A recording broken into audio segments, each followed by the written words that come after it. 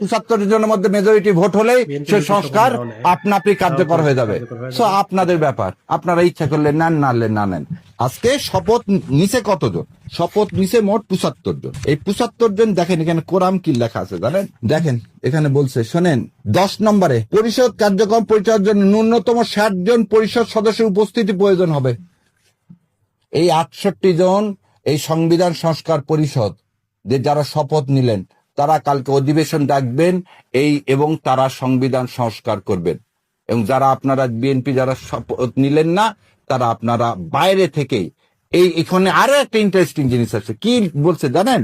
সংবিধান সংশোধনের কোন প্রস্তাব অনুমোদনের জন্য পরিষদের মোট সদস্যের সংখ্যাগরিষ্ঠ ভোটের সিদ্ধান্তে গৃহীত হইবে। 2/3 বলা নাই, বলা আছে সংখ্যাগরিষ্ঠ ভোট। আমার 75 জন, 60 জনে কোরাম 75 জন ডাকবেন এবং যে কোনো সংস্কার তারা মেজরিটি ভোটে 75 জনের মধ্যে মেজরিটি ভোট হলে সে সংস্কার আপনা আপনি কার্যকর হয়ে যাবে। সো আপনাদের ব্যাপার, আপনারা ইচ্ছা করলে নেন, না বাচ্চা বিদ্যালয় থেকে উত্তীর্ণ হয়ে পরবর্তী ক্লাসে উঠবে তাদের কাছে কোনো ভর্তি ফি নেওয়া যাবে না। কিন্তু পরবর্তীতে